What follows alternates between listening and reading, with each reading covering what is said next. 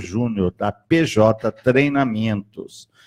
Paulo, muito bom dia. Nós estamos no mês de abril e há um movimento denominado Abril Verde. Exatamente o que é esse movimento?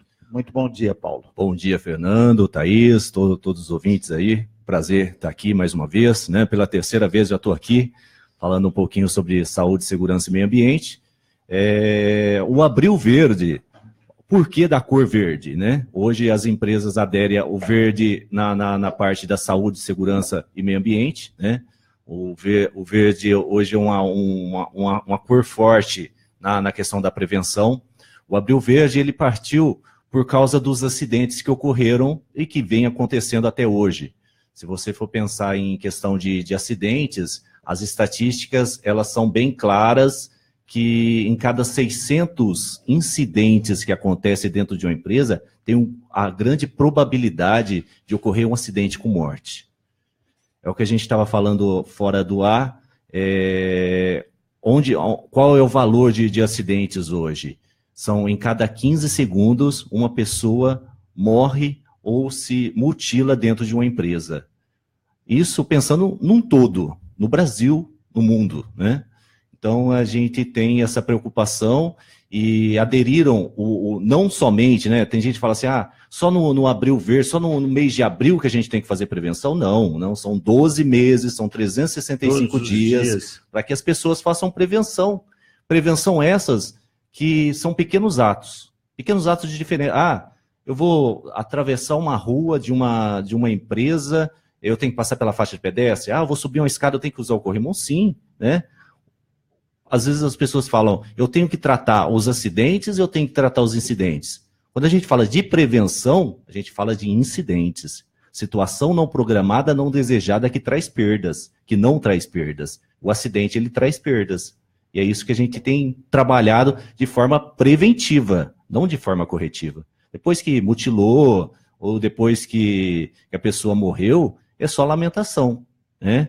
E quando a gente pensa nisso, aí o pessoal que está em casa vai refletir. Pode ser seu pai, pode ser sua mãe, pode ser seu filho. Todos nós. Todos nós estamos envolvidos. Trabalhei numa empresa por 15 anos sem acidentes no trabalho. Aí o cara fala, poxa, que bacana, né? 15 anos sem acidentes no trabalho, 0 acidentes, um trabalho culturalmente falando de segurança muito bacana.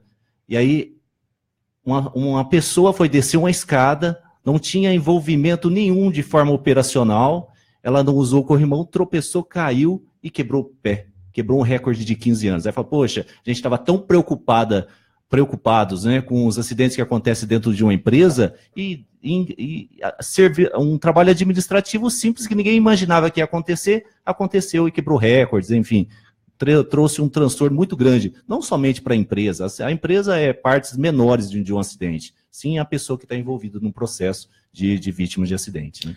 Agora, Paulo, por que nós temos esses índices tão elevados? Falta legislação ou falta fiscalização e falta também consciência, né, de todos nós? Olha, Fernando, tem duas opções que eu vejo aí que é fator.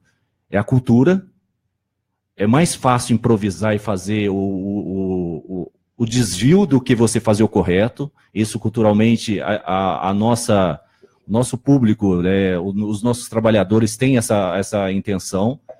Eu vou usar o óculos de segurança quando tem uma fiscalização. As fiscalizações internas existem.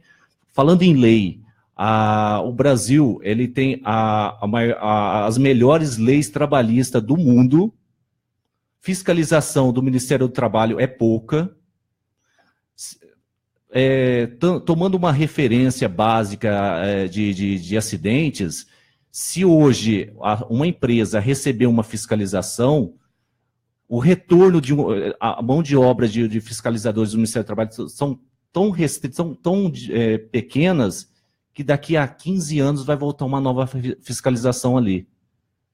Então, uma das falhas também são das fiscalizações de órgãos, né?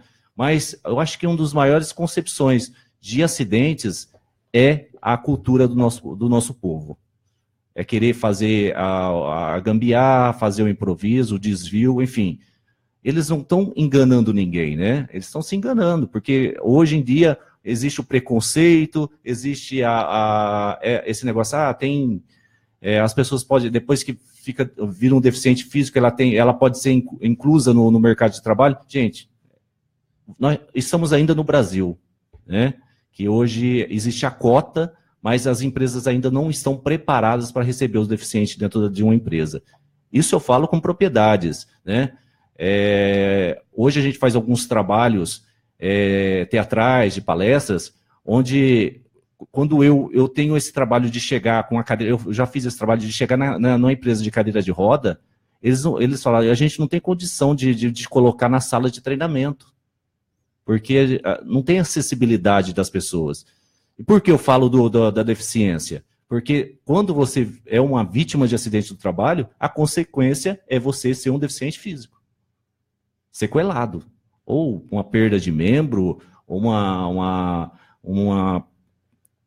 parada a pessoa não ter os movimentos dos membros inferiores, enfim, tem muita coisa envolvida num acidente de trabalho, né? 8h30. Hoje nós estamos falando com o engenheiro e técnico de segurança do trabalho, Paulo Júnior, da PJ Treinamentos.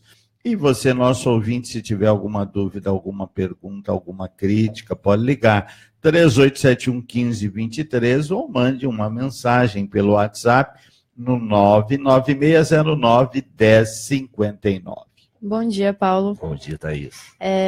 Como você acredita que pode ocorrer esse início da mudança de conscientização? É a partir dos treinamentos? É a partir da informação?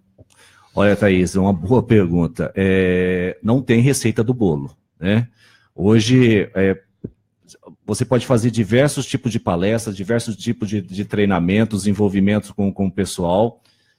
Se a pessoa não quiser fazer segurança, a gente pratica os 3 T's dentro de uma empresa. Deveria praticar os 3 T's. Treina e troca.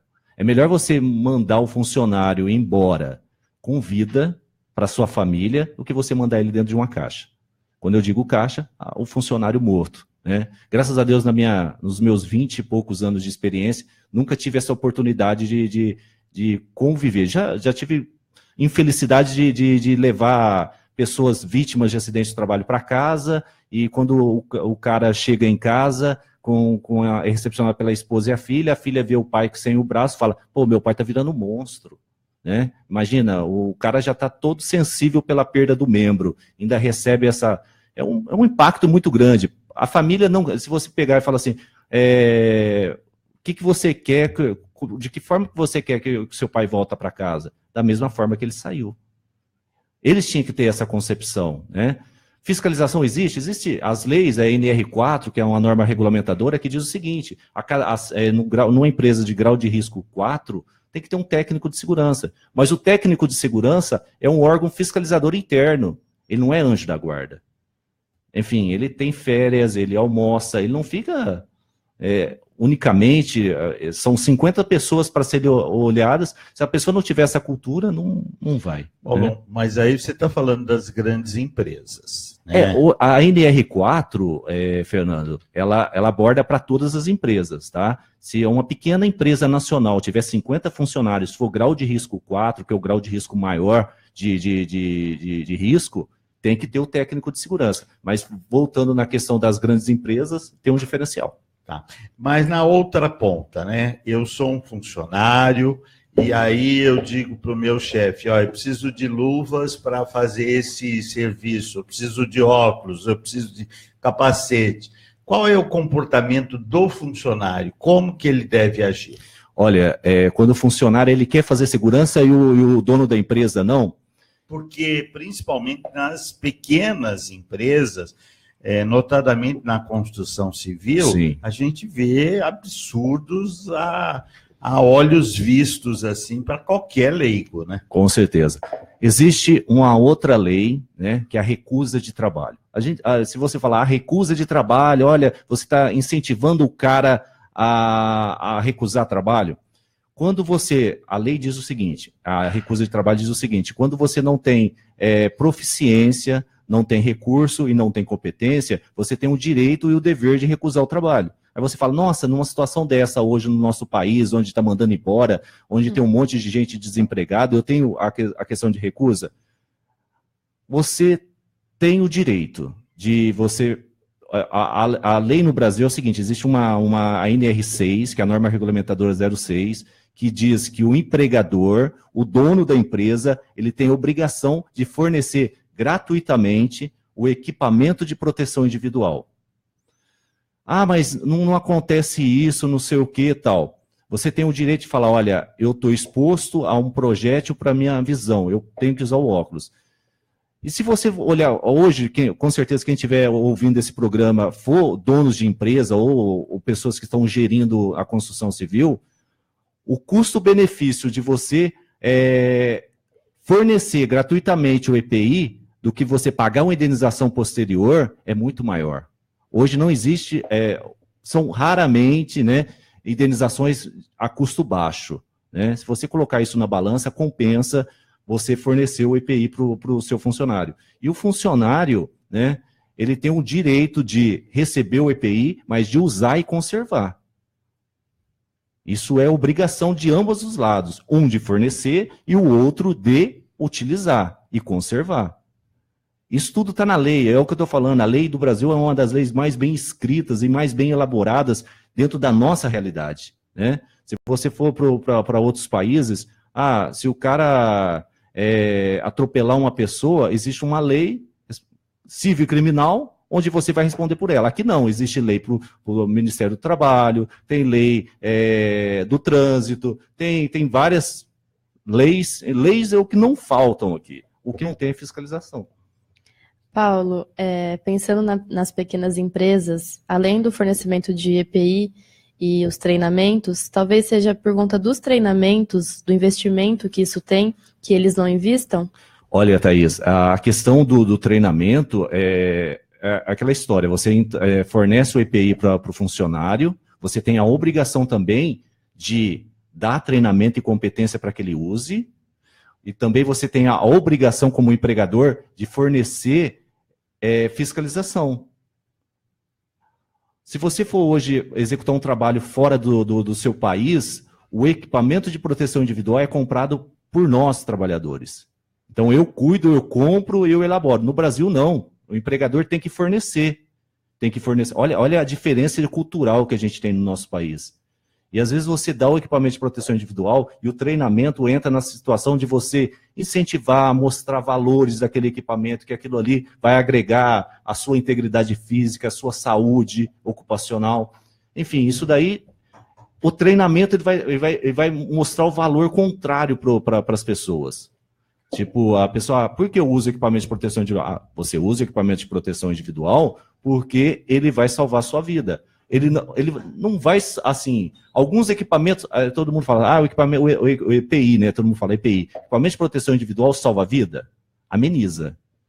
Se você tiver com uma luva, com um estilete, você vai cortar a luva? Vai.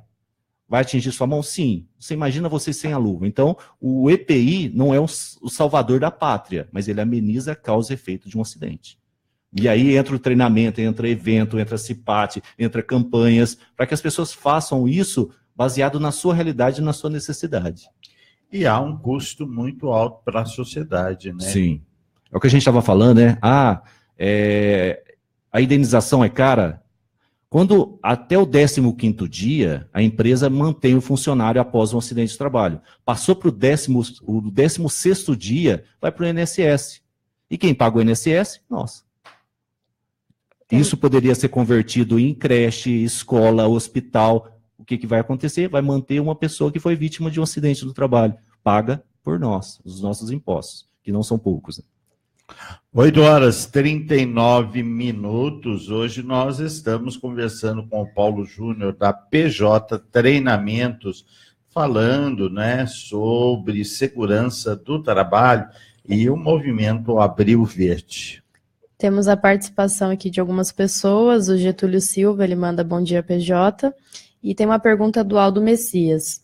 Como o técnico poderá agir quando a própria empresa não dá esse suporte para o técnico de segurança do trabalho? Quando o técnico é detectado o risco e não é atendido, o que fazer? Olha, existe a responsabilidade civil criminal do técnico, né? No momento que a empresa contrata o técnico de segurança esteja executando a sua atribuição, que é cuidar da integridade física de pessoas, enfim, ele tem que usar várias formas, né? Fazer bons treinamentos, fazer bases comparativas. Olha, se você não fizer isso, você vai pagar 100 mil. E se você fizer isso, você vai pagar só 1.000. Sabe? Tentar buscar a empresa, porque não ficar no muro, em cima do muro, eu acho que não deve ficar de forma alguma, né? Nem partir para o lado do empregado, nem para o lado do empregador. Você tem que ser neutro na situação, para que você tenha os dois lados a seu favor, né? E numa situação das piores das hipóteses, se você não tiver o apoio da empresa, gente, eu recomendo que a pessoa tenta partir isso da melhor forma possível de negociar, porque conflito isso não vai trazer problemas internos, e você pegar, olha, a lei exige isso, aí vão fazer o custo-benefício, olha, se você não fizer, você vai gastar 100 mil, se você chamar a empresa a favor dele, né? Isso é fácil? Não é fácil, né? Isso, quando a empresa contrata um técnico de segurança, porque a lei exige. Quantos funcionários precisa o mínimo para se contratar um técnico de segurança? A empresa hoje, ela depende muito. As multinacionais, um exemplo, tem uma empresa multinacional aqui em Valinhos, se você entrar com a empresa com 5 funcionários, você tem que entrar com um técnico de segurança, mas é uma política interna da empresa. Mas legalmente falando é o seguinte, se for as empresas elas se dividem em 4 graus de risco. Grau de risco 1, 2, 3 e 4. Se for uma empresa com grau de risco 4, onde tem risco iminente de acidente, essa coisa toda, acima de 50 funcionários tem que ter um técnico de segurança. Acima de 20 já tem que ter CIPA, acima de 20 funcionários tem que ter uma comissão interna de prevenção de acidentes do trabalho, e acima de 50, grau de risco 4, que no caso de uma construção civil tem que ter o técnico de segurança presente, por 8 horas de trabalho. Paulo, quando a gente pensa em saúde do trabalho, também envolve a saúde emocional? Olha, hoje o estresse, assim, quando a gente fala de saúde, existe a saúde ocupacional, né, que entra estresse, que entra depressão, tem vários fatores dentro desse nicho, com certeza. Isso compromete a sua proficiência, né, o seu trabalho, porque se a pessoa não estiver preparada psicologicamente com o trabalho ali agressivo, tem empresas que você entra e fala, meu Deus do céu, como que pessoa se mantém aqui? Uma siderúrgica, uma construção civil, é um ambiente agressivo. E com certeza, se a pessoa tiver problemas emocionais em questão disso, o cara vai ser um dos fatores de acidente do trabalho. Imagina um cara estressado num trabalho em altura. E trabalho em altura, quando eu digo, é acima de 8 metros, 10 metros, 15 metros, né? E é um trabalho muito forte nesse sentido. Paulo, como que as pessoas podem contratar a PJ Treinamentos? Olha, a PJ Treinamentos, ela é uma empresa de assessoria, consultoria e treinamentos, tá? Como experiência profissional, eu estou há mais de 20 anos, eu comecei como bombeiro, virei técnico, depois virei engenheiro mecânico, engenheiro de segurança, e a gente está aí nesse nicho, fazendo um trabalho, e tem o telefone, que a pessoa pode nos ligar, tem o site, colocou lá PJ Treinamentos em toda a rede social, a gente está junto nisso, né? No Facebook, YouTube, enfim, todas as redes sociais a gente está lá. E é o contato @pjtreinamentos.com.br ou 19-982-90-50-40, né? Para que a gente possa estar não somente prestando trabalho, também prestando uma assessoria, uma troca de informação. Porque vocês vão até as empresas, como é que funciona esse treinamento normalmente? Existe várias formas a gente tem parceiros que têm campos de treinamento, olha, eu quero formar uma equipe de brigada. Tem empresas que a gente tem lá toda uma estrutura para isso, tem aquelas que a gente vai até em company, né? E faz trabalhos em company, baseado na realidade da empresa, e aí a gente tem buscado essa ferramenta de prevenção o tipo de treinamentos. E aí a gente tem utilizado de uma forma didática, de uma forma bacana, para que as pessoas assimilam e entendam que, se eu me machucar, o prejudicado sou eu. Aí depois fala, quem é depois? Minha família. Aí depois, a comunidade. Depois, a empresa. Existe aí um ranking, né? Tá certo. Então vamos repetir o telefone e também as mídias sociais. Tem o telefone 98290-5040, pode ligar, é o WhatsApp, as pessoas podem tirar dúvida, pode mandar alguma crítica, né? A gente aceita também. Tem um telefone, tem o e-mail, que é o contato@pjtreinamentos.com.br, e, enfim, nas redes sociais, PJ Treinamento, no Facebook, no Instagram, enfim, é só procurar lá, a gente está nessas redes sociais, que é uma das ferramentas de trabalho também. Tá certo. Então, nós queremos agradecer a sua participação, trazendo, né, essas informações aí, principalmente da questão de segurança do trabalho. Muito obrigado, Paulo, e um bom dia a você. Obrigado, Fernando, obrigado, ouvinte, Thaís, todo mundo aí que está na escuta, vamos prevenir, né? Vamos cuidar da nossa família, vamos cuidar e orientar aquele papai ou a mamãe que acha que segurança não é um bom caminho, não, é assim, né? Tem pequenos esperando por nós. Valeu, certo. Bom dia. Muito obrigado. 8h40.